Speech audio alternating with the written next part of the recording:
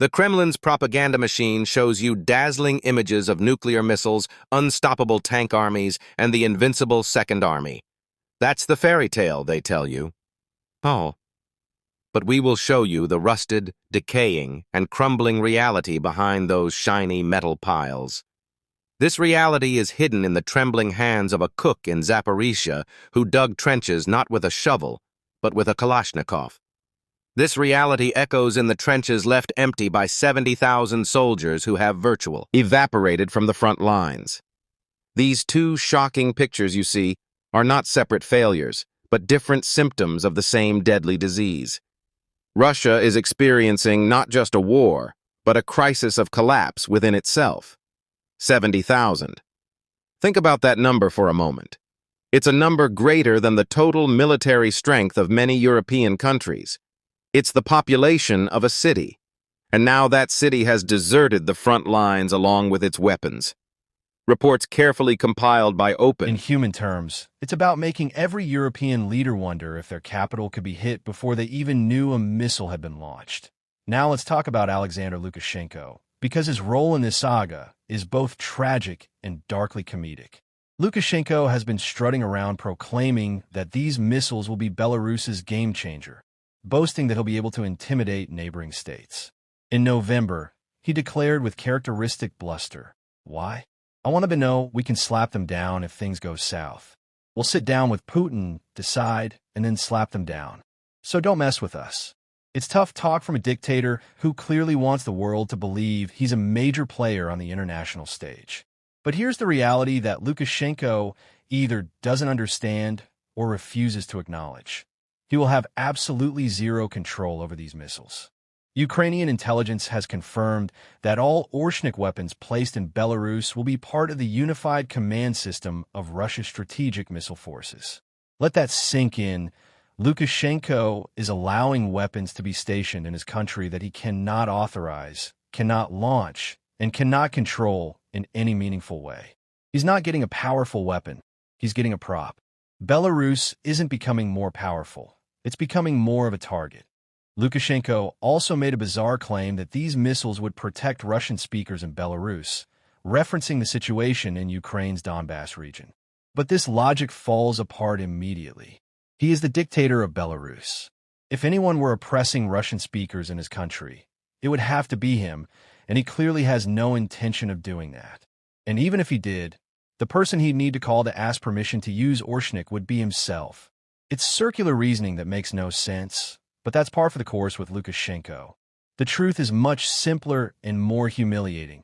Belarus is a proxy, a patsy, a puppet state that Putin is using. Lukashenko's threats ring hollow because everyone, including Lukashenko himself, knows that he's not the one in control. Belarus is simply real estate that Putin is using to position weapons closer to his enemies. The country has become little more than an extension of Russian military power, and Lukashenko has allowed this to happen in exchange for Putin's support in keeping him empowered. Why is Putin doing this now? To understand that, we need to look at what's been happening with Ukraine peace negotiations. On November 21st, a U.S.-drafted 28-point peace plan was leaked, and it caused an immediate firestorm. The plan appeared heavily favorable to Russia. It suggested Ukraine should cede the Donbass region to Russia, proposed vague security guarantees without real specifics, and even called for limiting the size of Ukraine's armed forces. Many of these proposals seemed to come straight from the Kremlin's wish list. Putin must have been thrilled when he saw that plan. It gave him essentially everything he wanted from the invasion, while only requiring token concessions that wouldn't prevent him from launching a second invasion down the line. But then Europe stepped in. Within days, European leaders had coordinated with Ukraine to create a counterproposal that clarified the vague language and made the plan more acceptable to Ukraine, which meant it was completely unacceptable to Russia. The United States quickly backtracked, calling the original draft just a starting point rather than a final proposal. This infuriated Putin. He had been so close to getting the international community to rubber stamp his conquest, and then Europe had to go and interfere. That's what Orshnik in Belarus is really about. It's Putin's way of telling European nations to back off from the peace negotiations and stop supporting Ukraine so strongly. He wants Europe to stop butting in where he feels they're not needed. Putin's reaction to this interference has been predictably aggressive. In early December, he raged about European involvement, declaring, "We're not going to war with Europe. I've said that 100 times. But if Europe suddenly wants to fight us and starts, we're ready right now." Of course, Europe doesn't want war with Russia, and Putin knows it. The fight he's referring to is actually Europe preventing Russia from getting everything it wants in peace discussions. Putin is essentially saying, "Let me have what I want, or I'll threaten you with war." There's another layer to this strategy that's worth exploring. Putin apparently believes he can manipulate the United States more easily than he can manipulate Europe. Several prominent American figures have made this claim, including some who have worked directly with current U.S. President Donald Trump. John Bolton, Trump's former security advisor, said bluntly, "I think Putin thinks he can play him like a fiddle. I think Putin is smart, tough. He plays a bad hand extremely well.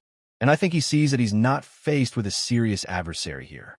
H.R. McMaster, another former Trump national security advisor, echoed these sentiments, claiming that Putin exploited Trump's ego and insecurities during his first term.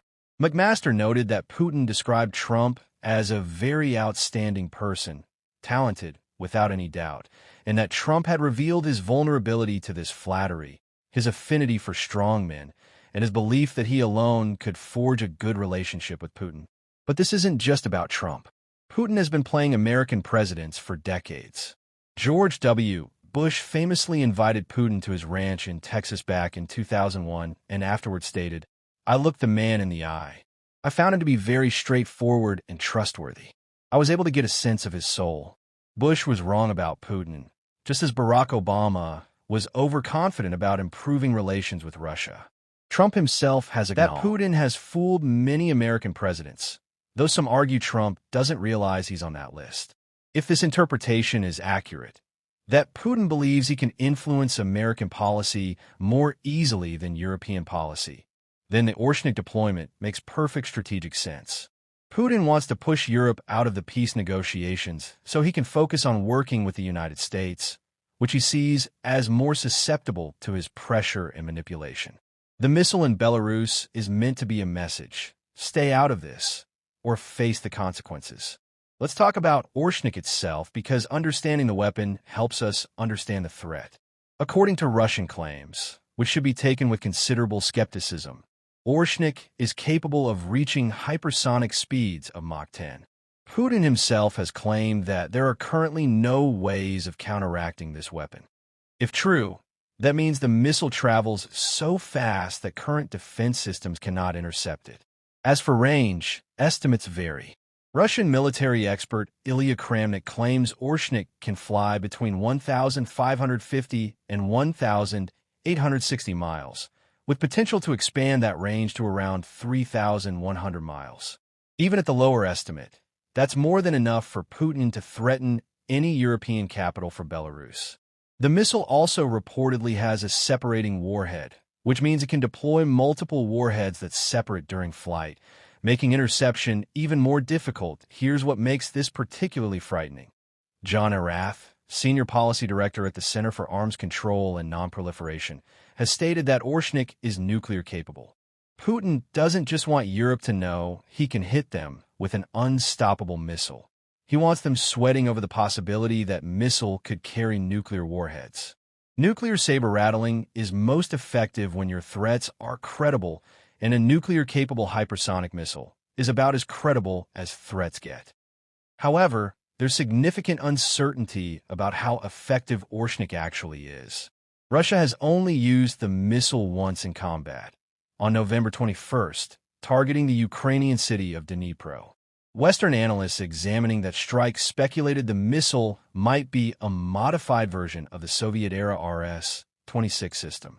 This doesn't necessarily mean Orshnik is weaker than Russia claims, but the fact that Russia has only used it once suggests either they haven't perfected it yet, or they've only recently gotten it to work properly. The Orshnik deployment is just the latest evidence of something much larger. Belarus is no longer truly independent. Multiple analysts argue that Putin has essentially completed a quiet conquest of Belarus, with Lukashenko serving as a willing accomplice in his own country's absorption. Hanna Lubakova of the Atlantic Council pointed out in November that Belarus and Russia now have a unified tax system, giving Russia unprecedented access to Belarus's economic infrastructure. Lukashenko has also proposed a joint customs group that allows Russia to shape even more of his country's policies. Most Belarusians support independence, Lubakova writes. But every concession, every roadmap, chips away at the country's ability to determine its future. Lukashenko has traded that future to retain power. The Orshnik deployment is yet another of those concessions, another piece of Belarusian sovereignty handed over to Moscow. George Barros of the Institute for the Study of War made similar observations, arguing that Russia is in the final stages of a multi-decade effort to annex Belarus. The formalization of a Union State Treaty, signed in 1999 but slowed by divergent interests, would essentially complete this annexation. Until that happens, actions like placing Orshnik missiles in Belarus are designed to deepen Lukashenko's and his country's dependence on Russia. As Barros writes, the Kremlin very likely plans to leverage Belarus.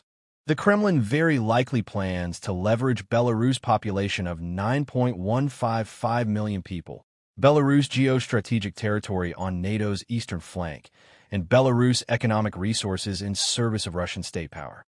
That's exactly what we're seeing with Orshnik, Russia using Belarus's position on NATO's eastern flank to project power against Europe.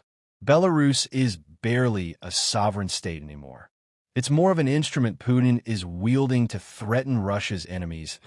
Here's the million-dollar question. Will the threat of nuclear-capable missiles in Belarus be enough to stop European nations from supporting Ukraine? Based on current evidence, the answer appears to be a resounding no. If anything, Putin's threats are having the opposite effect. Europe has positioned itself firmly against Putin, and there seems to be no going back. By November, Politico reported that European nations were considering direct retaliation against Putin's hybrid warfare tactics, something that would have been unthinkable just 2 years ago. European Union defense spending has now surpassed both Russian and Chinese military spending. In 2024, the EU's 27 members spent €343 billion, about $402 billion, on their militaries, roughly 3 times more than Russia's declared military spending. And that doesn't even include the UK's billions in additional defense spending.